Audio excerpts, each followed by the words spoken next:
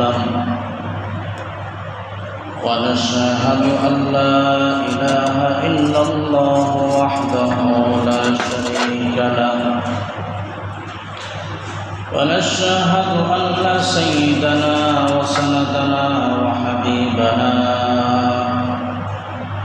وحبيب ربنا وطبيبنا وطبيب قلوبنا ومولانا محمدا عبده ورسوله الذي أرسل إلى الناس كافة بشيرا ونذيرا وداعيا إلى الله بإذنه وسراجا منيرا أما بعد فأعوذ بالله من الشيطان الرجيم بسم الله الرحمن الرحيم إنما المؤمنون إخوة فأصلحوا بين أخويكم واتقوا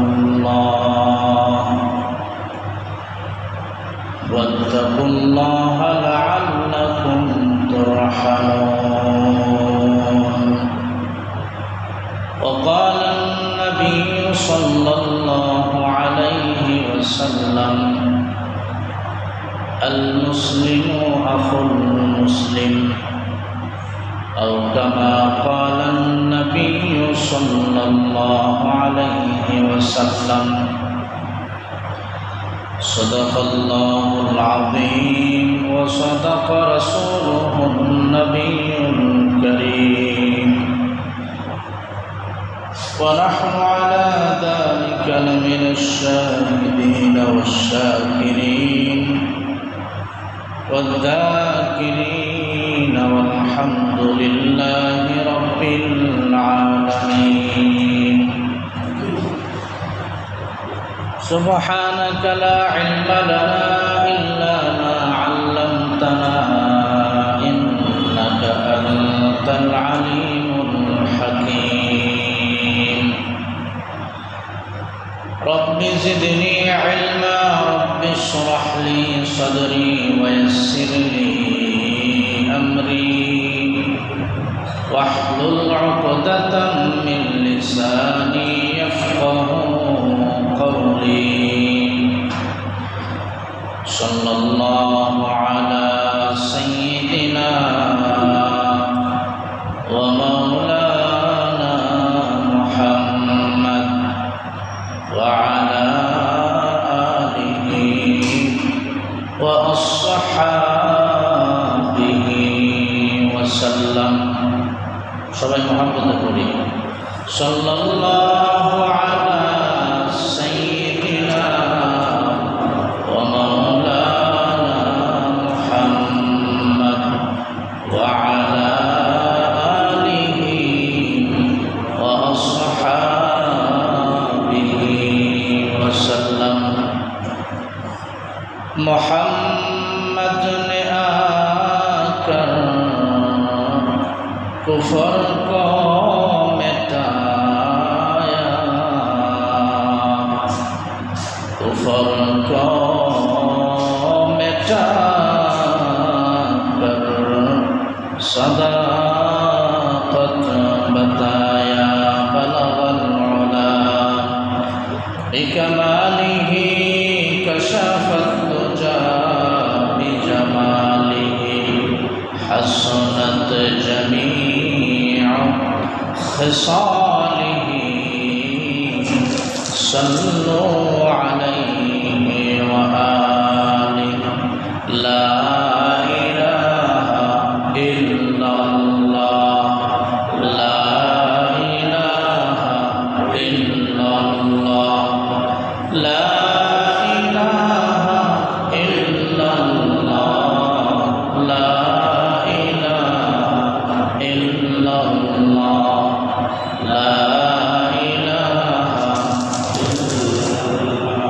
سبحان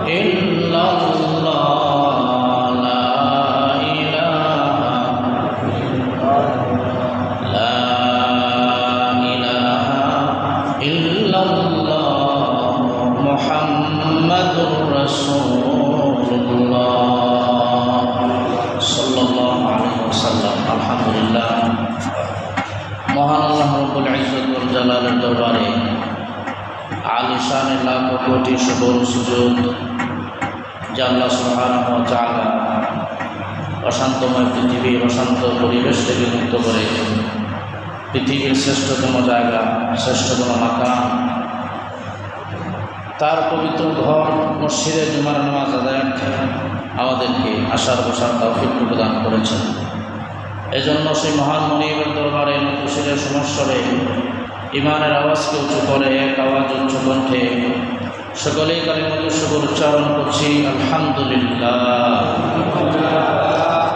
লক্ষ কোটি দরুদ ও সালাম সাইয়্যিদুল মুরসালিন রাহমাতুল লিল আলামিন খাতামুন নবিয়্যিন সাইয়্যিদুল আম্বিয়া আশরাফুল আম্বিয়া খাতামুল আম্বিয়া হযরত মুহাম্মদুর রাসূলুল্লাহ সাল্লাল্লাহু আলাইহি ওয়াসাল্লাম আর মহব্বত করি সাল্লাল্লাহু আলাইহি ওয়াসাল্লাম।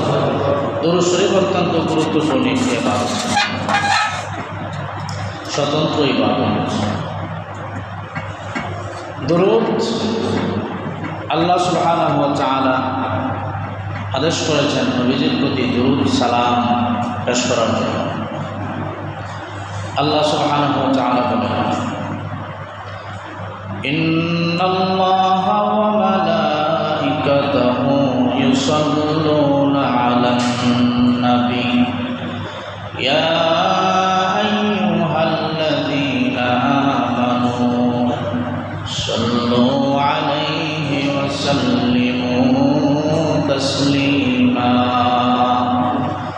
আল্লাহ রাব্বুল আলামিন কোরআনে কারীমের মধ্যে বলেন, নিশ্চয় আল্লাহ তাআলা দরুদ পড়ার জন্য আমাদেরকে আদেশ করেছেন। নবী করিম সাল্লাল্লাহু আলাইহি ওয়াসাল্লামের প্রতি আল্লাহ দরুদ পড়েন, মালায়েকা ফেরেশতাগণ দরুদ পড়েন। ইন্নাল্লাহা ওয়া মালাইকাতাহু ইউসাল্লুনা আলান নবী, আল্লাহ নবীর উপর দরুদ পড়ে, ফেরেশতারাও নবীর উপর দরুদ পড়ে। দুই দরুদের মধ্যে রসুল আছে না নাই? ফেরেশতারা দরুদ পড়ে মানুষের মতো, ফেরেশতারা দরুদ পড়ে আর আল্লাহ রাব্বুল আলামিনের কাছে নবীজির দারাজাত বুলন্দির জন্য আল্লাহর কাছে মুনাজাত করেন। আর আল্লাহ রাব্বুল আলামিন বান্দা বান্দির ফেরেশতা বলেন সমস্ত মানব জাতির দরুদ আল্লাহ রাব্বুল আলামিন কবুল করে নবীজির রওজা মুবারকে পৌঁছায়া দেয়। একটু জোরে বলে সুবহানাল্লাহ। দরুদ এমন একটা আমল, দরুদ হলো স্বতন্ত্র ইবাদত। কোন বান্দা যদি একবার নবীজির উপর দরুদ পড়ে, একবার দরুদ পড়ার কারণে সঙ্গে সঙ্গে তার উপর 10টা রহমত আল্লাহ নাযিল করে দেয়। কাবা শরীফে প্রতিদিন 120টা রহমত নাযিল হয়। যারা তাওয়াফ করে তাদের জন্য 7টা রহমত নাযিল হয়। আর যারা নামাজ আদায় করে তাদের জন্য 40টা রহমত নাযিল হয়। আর যারা শুধু মহব্বতে কাবার গিলাফের দিকে তাকায় থাকে, আল্লাহ রাব্বুল আলামিন তাদের জন্য প্রতিদিন 20টা রহমত নাযিল করে দেয়। আর আমরা যদি নবীজির প্রতি একবার দরুদ পড়ি, সাথে সাথে আল্লাহ রাব্বুল আলামিন বান্দার উপর 10টা রহমত নাযিল করে দেয়। আর একটু জোরে বলে সুবহানাল্লাহ। শুধু 10টা রহমত নাযিল করে শেষ নয়, বান্দা যখন নবীজির উপর মহব্বতের সাথে দরুদ শরীফ পড়ে, সাথে সাথে আল্লাহ রাব্বুল আলামিন তার আমলনামা থেকে 10টা গুনাহ মাফ করে দেয়। শুধু তাই নয়, সাথে সাথে আল্লাহ রাব্বুল আলামিন তার আমলনামায় 10টা নেকি লিখে দেয়। সুবহানাল্লাহ। সাথে সাথে আল্লাহ রাব্বুল আলামিন তার 10টা দরজা বুলন্দ করে দেয়।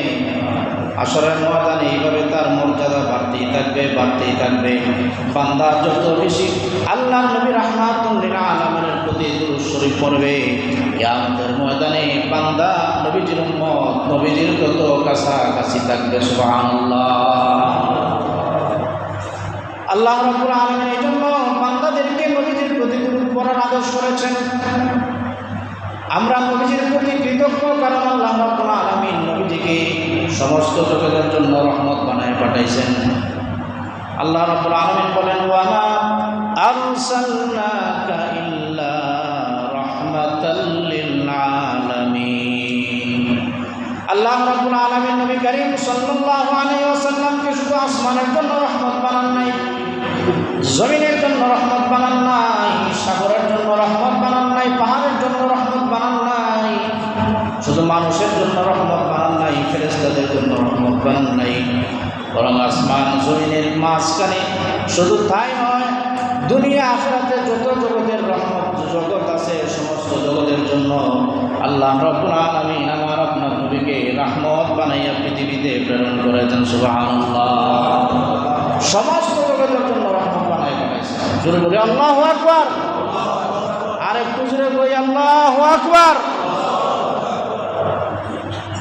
আল্লাহর হাবিব সাল্লাল্লাহু আলাইহি ওয়াসাল্লামের প্রতি যদি বান্দা দুরূদ পড়ে, বান্দা যখন নবীর উপর দুরূদ পড়বে আর তার কোনো দোয়া করা লাগবে না, তার চাল নাই, ডাল নাই, মাছ নাই, ঘরে বাজার হাট নাই, ব্যাংকে ঋণ পড়ে আছে, হাজার হাজার লক্ষ লক্ষ টাকা তার ঋণ আছে, কত ধরনের চাওয়া আল্লাহ রাব্বুল আলামিনের কাছে তার মেয়েকে বিবাহ দিতে পারে না, মেয়েটা হাসপাতালে অসুস্থ, স্ত্রী অসুস্থ, মা অসুস্থ, বাবা অসুস্থ, যত ধরনের হাজত বান্দার আছে, বান্দা যদি হাজত আল্লাহর কাছে পেশ না করে, শুধু নবীজির উপর দুরূদ পড়তে থাকে, আল্লাহ রাব্বুল আলামিন নিজ পক্ষ থেকে বান্দার সমস্ত হাজত পুরা করে দেয়।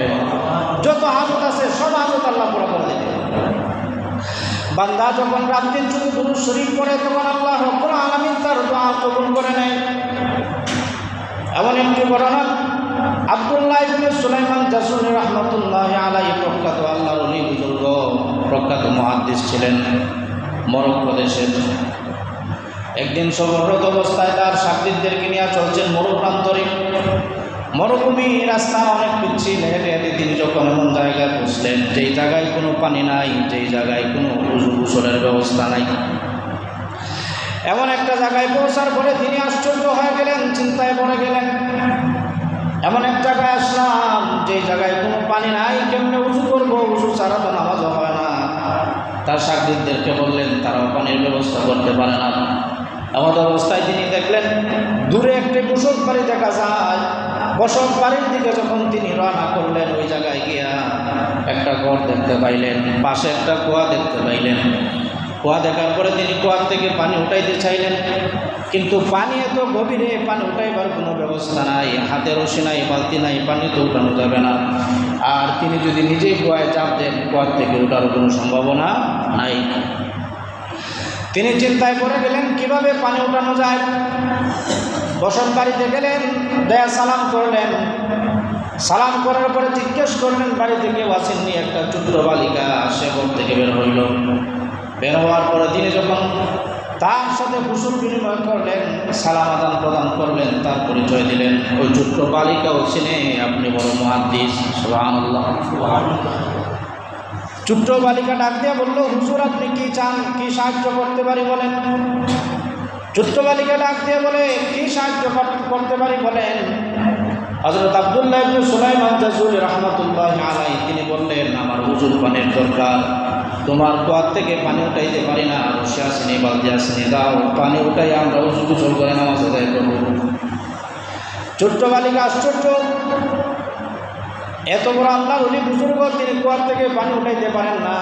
ছোট্ট বালিকা ওই বুজুর্গকে ডাক দিয়ে বলল, আপনি কুয়া থেকে পানি উঠাইতে পারেন না, কেমন বুজুর্গ, কুয়ার থেকে পানি উঠাইতে আবার রশি আর বালতি লাগে নাকি? সুবহানাল্লাহ।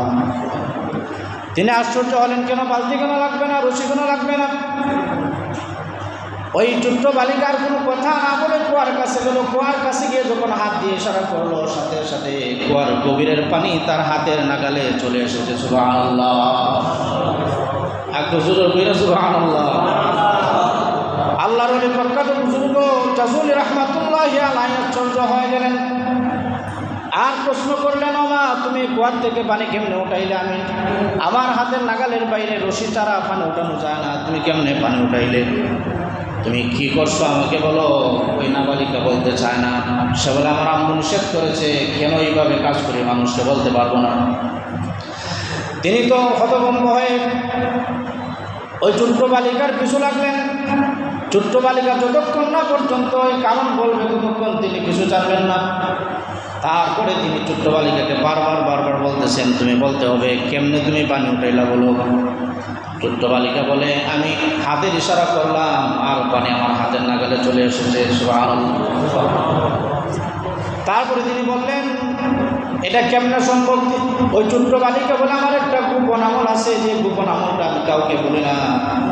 আমার আম্মু আমাকে নিষেধ করছে, গোপন আমলটা কাউকে বলা যাবে না। তিনি তো নারাজ, তিনি তো বারবার ছোট্ট বালিকাকে বলতেছেন, কি তোমার গোপন আমল, তুমি আমাকে বলতে হবে, না হলে তোমার বাড়ি থেকে আমি যাব না।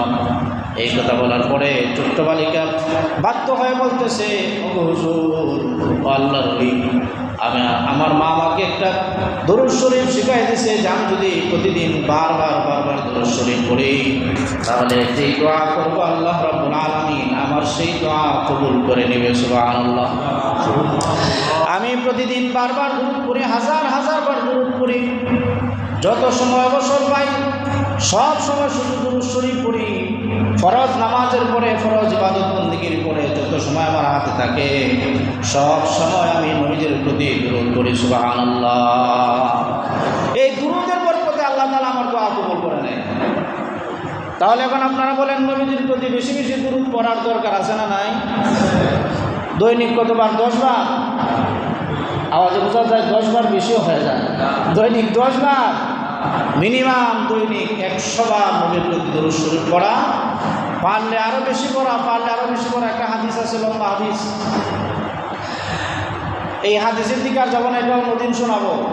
নবী যে হাদিসের মধ্যে এরকম বলছেন, ফরজ ইবাদতের পরে অবসর সময় যত তুমি পাও, প্রত্যেকটা সময়, প্রত্যেকটা মুহূর্তে যদি তুমি আমার প্রতি দরুদ শরীফ পড়তে পারো, তাহলে এটাই হচ্ছে তোমার জন্য সবচেয়ে কল্যাণ। সুবহানাল্লাহ।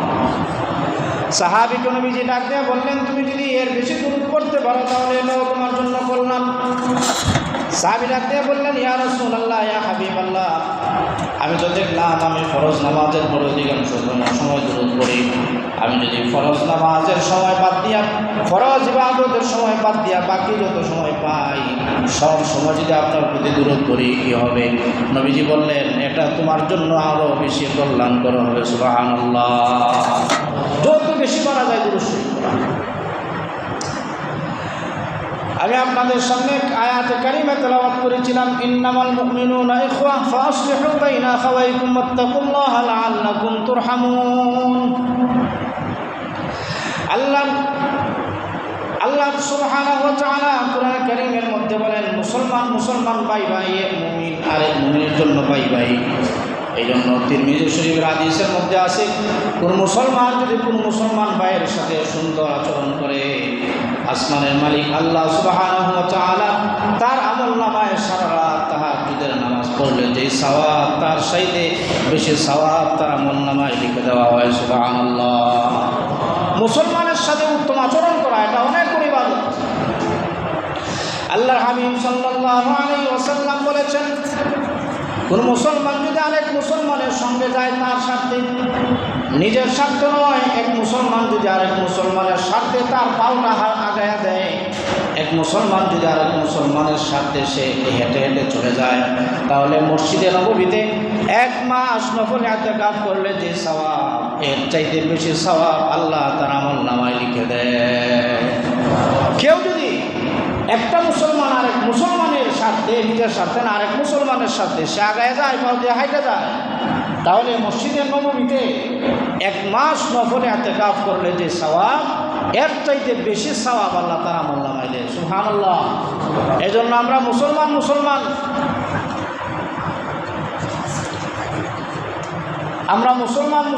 ভাই, আমরা শুধু বলি মুসলমানে ভাই। কেমন ভাই? এক মুসলমান আরেক মুসলমানের কাছে নিরাপদ, এক মুসলমান আরেক মুসলমানের কাছে নিজের জীবনের চাইতে নিরাপদ। মদিনার এক যুবক মদিনার থেকে 350 মাইল দূরে যেই জায়গা আছে, ওই জায়গা থেকে একটা যুবক রওনা করেছে মদিনার পথে। মদিনায় যাবে, রাস্তা অনেক পিচ্ছিল, মরু প্রান্তর, গরম পাথর, হাঁটা যায় না। তার ওই সময় দিনে তো হাঁটা যাইতো না, তারা রাত্রে সফর করতো, দিনে বিশ্রাম নিত। এই অবস্থায় যুবকটা যাইতে 150 কিলোমিটার প্রায় চলে গেছে। তারপরে ক্লান্ত হওয়ার পরে চিন্তা করতেছে, এখন কি করব। একটা খেজুর বাগান যদি পাইতাম তাহলে খেজুর বাগানের ভিতরে গিয়ে আশ্রয় নিতাম, একটু বিশ্রাম নিতাম। 150 কিলোমিটার যাওয়ার পরে যখন তার ক্লান্তি চলে আসলো, হঠাৎ তার চোখের সামনে একটা খেজুর বাগান পড়ে গেছে। খেজুর বাগানে যাওয়ার পরে বিছানায় শুইতে ধীরে হইল, তার ঘুম আসতে ধীরে হইল না, এত ক্লান্ত। আর তার যে উটটা আছিল, বাহন আছিল, ওই বাহনটা একটা গাছের মধ্যে জীর্ণ শীর্ণভাবে এটা বাইদা রাখছে, যার কারণে সে যখন ঘুমায় গেছে উটটা বাদন ছুইটা চলে গেছে। উট যাওয়ার পরে খেজুর বাগানের একটা কর্নারে কোনায় নতুন নতুন খেজুরের চারা রোপণ করা হয়েছে। উটটা গিয়া খেজুর বাগানের ভেতরে নতুন যত চারা আছে সব ধ্বংস করে দিছে। খেজুর বাগানের মালিক হঠাৎ করে দেখতে পাইল তার খেজুর বাগান ধ্বংস করে দিচ্ছে একটা উট। সাথে সাথে খেজুর বাগানের মালিক একটা পাথর নিক্ষেপ করেছে উটের উপরে। উটের মগজ বের হয়ে গেছে, উটটা জমিনের পরে রক্তক্ষরণ হইতে হইতে উটটা জমিনের ভিতরে মারা গেছে। এমন অবস্থায় যখন আসমানের সূর্যের আলো খেজুর গাছের পাতা চিকন ফাঁক দিয়া যখন তার চোখের মধ্যে পড়লো, সাথে সাথে যুবকটার ঘুম ভেঙে গেছে। যুবকটা ঘুম থেকে উঠলো, ঘুম থেকে উঠে দেখে তার যে উট বাঁধা ছিল উটটা কিন্তু আর তার কাছে নাই। ওই সময় উটটা যখন সে পাইল না, সে অত্যন্তভাবে চিন্তিত হয়ে গেল। কি করবে না করবে, আরও প্রায় 200 কিলোমিটার মদিনা যাইতে হবে, কিভাবে যাবে এই চিন্তায় সে পড়ে গেছে।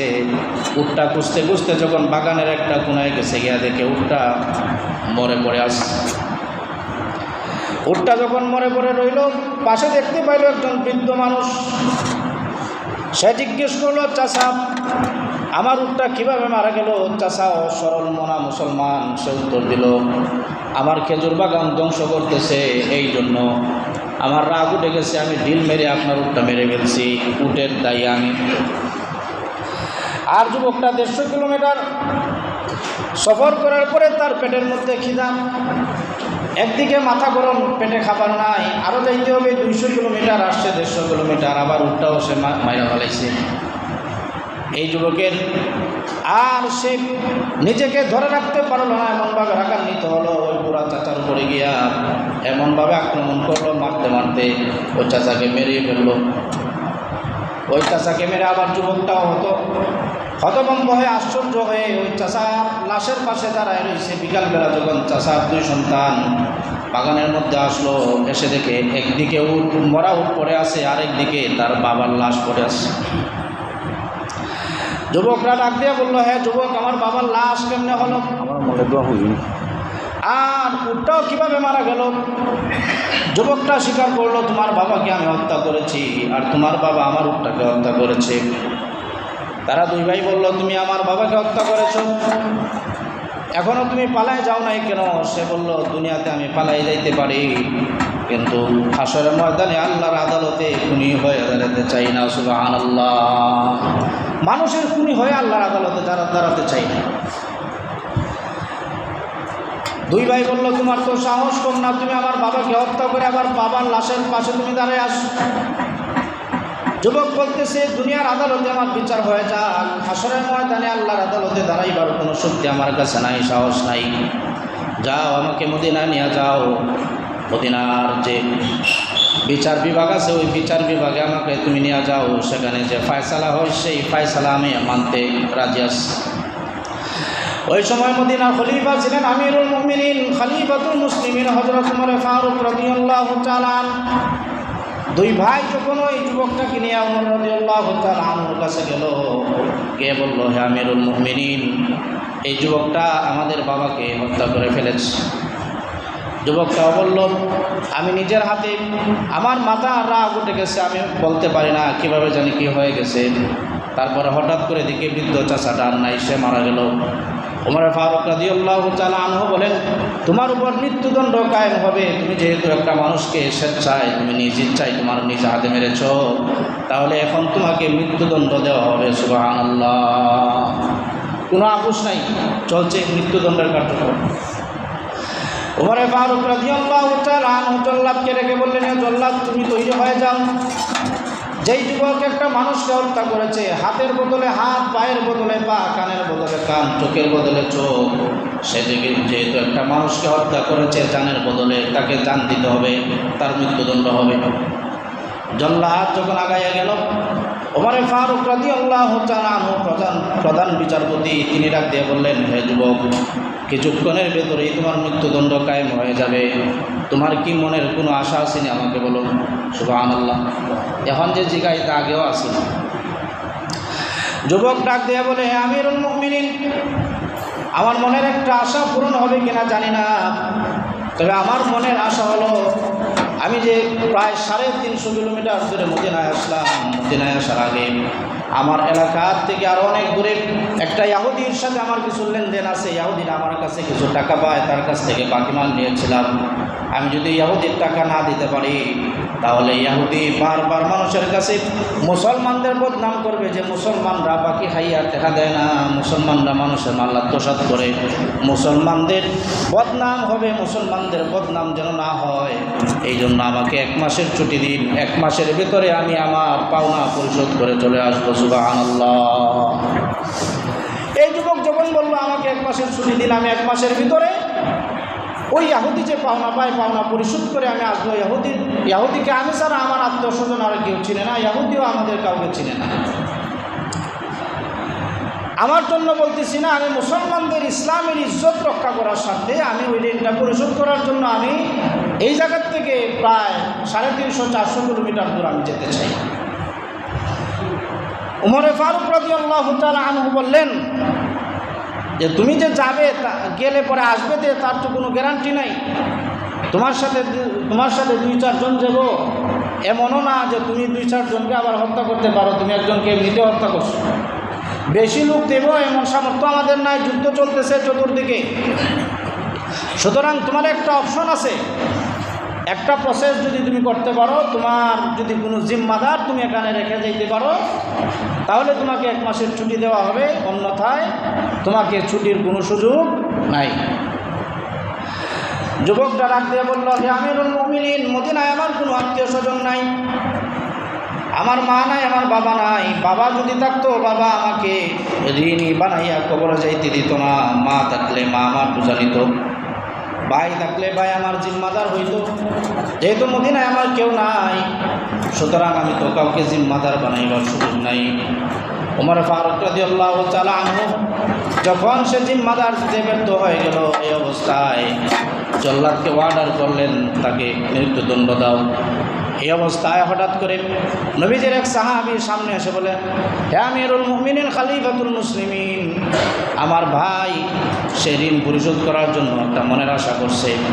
আল্লাহর হাবিব সাল্লাল্লাহু আলাইহি ওয়াসাল্লাম তিনি বলেছেন, আমি নিজ কানে শুনেছি, আল মুসলিম আখুল মুসলিম, মুসলমান ভাই ভাই। আপনি যদি আমাকে অনুমতি দেন, আমি তার জিম্মাদারি গ্রহণ করে নিলাম। সে আমার ভাই, আমিও তার ভাই, মুসলমান ভাই ভাই, সে ঋণ পরিশোধ করতে চায়।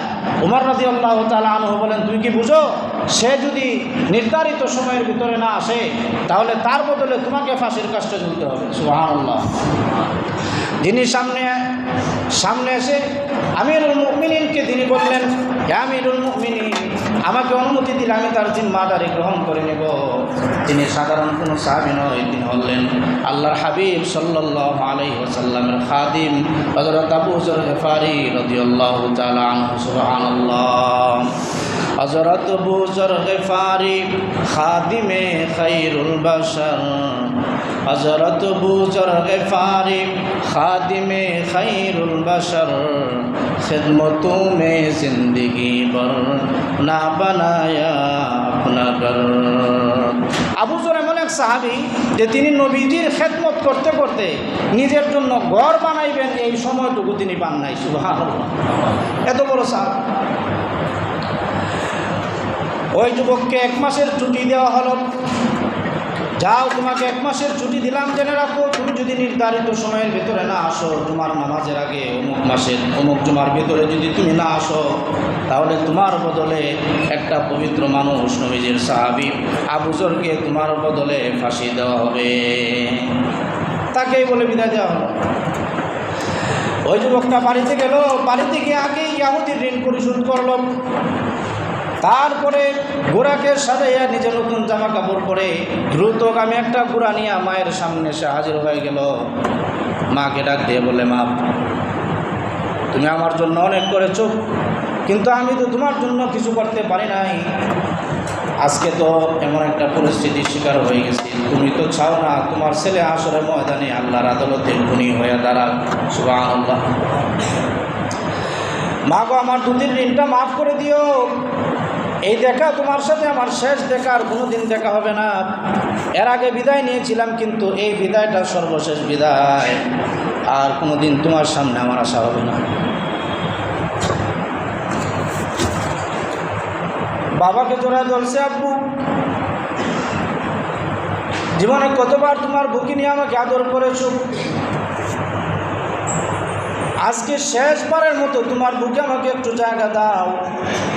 তোমার ঋণ পরিশোধ করতে পারবো না, কিন্তু তুমি তো চাও না হাশরের ময়দানে তোমার সন্তান আল্লাহর আদালতে খুনি হয়ে দাঁড়াক। মা বাবার কাছ থেকে বিদায় নিয়ে দ্রুতগামী ঘোড়া নিয়ে আসে মদিনার দিকে রওনা হয়ে গেল। এমত অবস্থায় তোমার নামাজের সময় হয়ে গেল, তোমার নামাজ শেষ হয়ে গেল।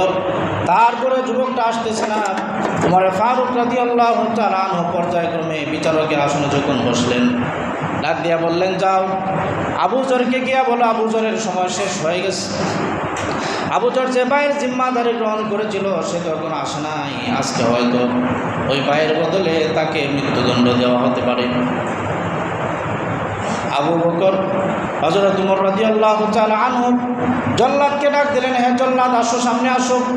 আবু জরকে মৃত্যুদণ্ডের আসনের মধ্যে তুমি উঠাইয়া দাও।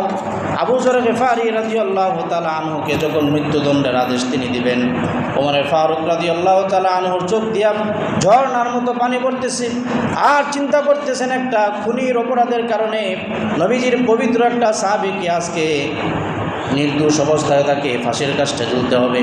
মদিনায় যখন ঘোষণা হয়ে গেল, মানুষের কান্নার রোল পড়ে গেল, সবাই কাঁদতেছে একটা অপরাধীর কারণে। নবীজির সাহাবী সাধারণ সাহাবী না, যার নাম আসমানওয়ালা চিনে, যার নাম জমিনের বাসী চিনে, আসমানবাসী যারা চিনে, ফেরেশতারা চিনে। একদিন জিবরাইল আমিন আলাইহিস সালাম আল্লাহর হাবিব সাল্লাল্লাহু আলাইহি ওয়াসাল্লামকে ডাক দিয়ে বললেন, ইয়া রাসূলুল্লাহ, ইয়া হাবিব আল্লাহ, ওই যে চাদর গায়ে দিয়া যাইতেছেন তিনি তো আবু জর। সুবহানাল্লাহ বলবেন। আল্লাহর হাবিব বললেন, তুমি আবু জরকে কেমনে চেনো? আবু জর রাদিয়াল্লাহু তাআলা আনহু বলেন, আবু জরকে শুধু জিবরাইল আমিন আলাইহিস সালাম বলেন, আমি শুধু আবু জরকে চিনি না, আসমানের যত ফেরেশতারা আছে সমস্ত ফেরেশতারা আপনার আবু জরকে চিনে।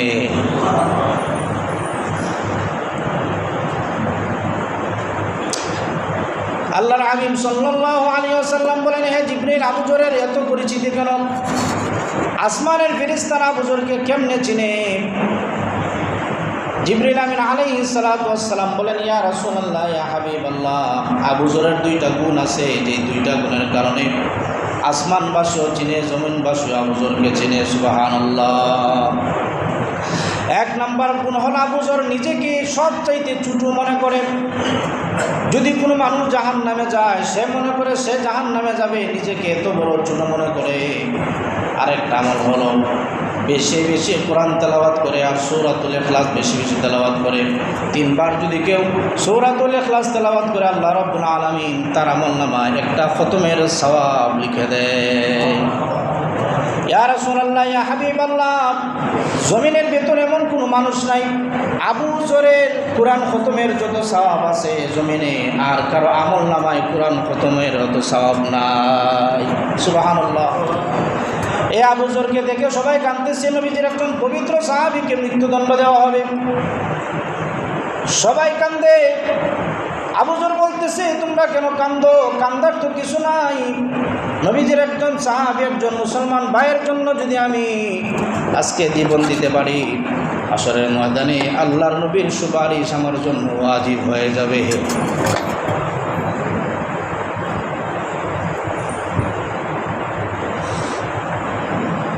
মৃত্যুদণ্ড যখন কায়েম হয়ে যাবে, এমত অবস্থায় জল্লাদও কাঁদতেছে। জল্লাদ আর কোনোদিন চোখের পানি ফালায় নাই।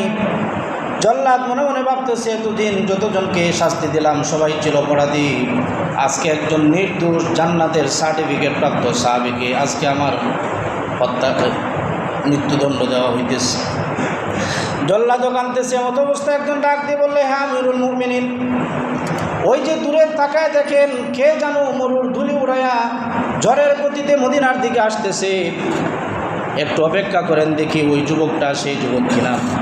কিছুক্ষণ পরে দেখা গেল ওই যুবকটা মরু প্রান্তরে ধুলি বালি ঝড়ের মতো উড়াইয়া যখন নবীজি আমিরুল মুমিনিনের কাছে এসে পৌঁছে গেছে, আমিরুল মুমিনিন সাথে সাথে ওই যুবকটাকে জড়াইয়া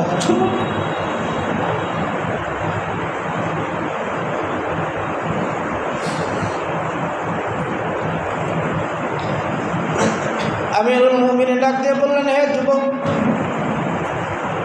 মৃত্যুদণ্ড নেওয়ার জন্য তুমি 350 কিলোমিটার দূরে তুমি আসছো পবিত্র হওয়ার জন্য। তোমাকে মৃত্যুদণ্ড দিয়ে পবিত্র হওয়া লাগবে না, তোমাকে এর আগে আল্লাহ রাব্বুল আলামিন পবিত্র করে দিয়েছেন। সুবহানাল্লাহ।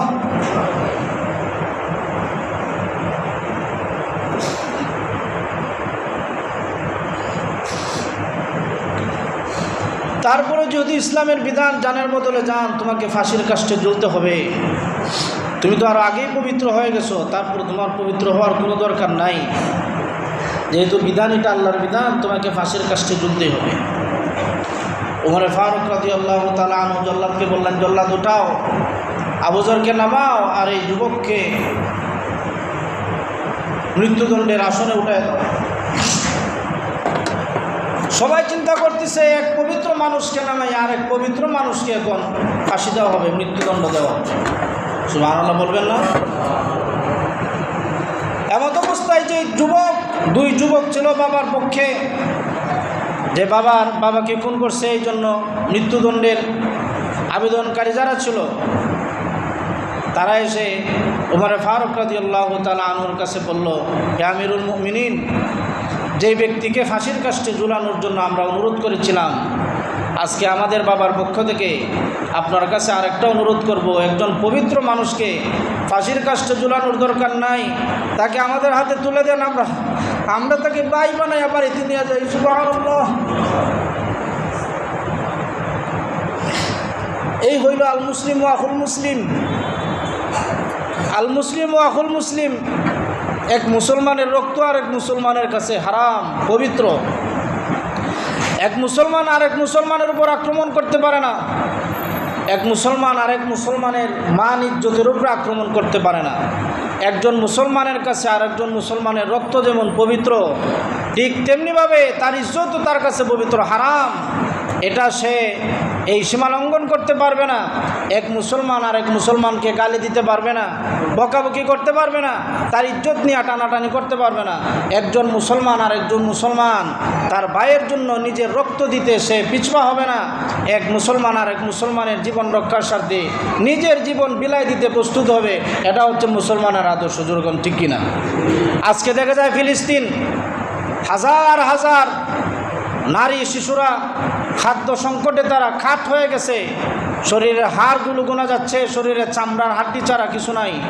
এমন পরিস্থিতিতেও বিশ্বের মুসলমানরা তাদের পাশে দাঁড়াতে পারতেছে না, কিন্তু মুখে বলতেছে আমরা তাদের ভাই।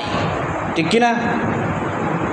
মুখে আমরা বলতেছি আমরা তাদের ভাই, কিন্তু তাদের এই নাজুক সময়ে, সংকটময় সময়ে, তাদের অস্তিত্ব সংকটে, তাদের খাদ্য সংকটে, তাদের শারীরিক সংকটে, তাদের সুস্থতার সংকটে, তাদের নিরাপত্তার সংকটে আজকে বিশ্বের কোনো মুসলমান কোনো পরাশক্তির সাথে তারা যুদ্ধে জড়াবে এমনটা প্রকাশ্যে হুঙ্কার দিয়া কেউ বলে না। ঠিক কিনা?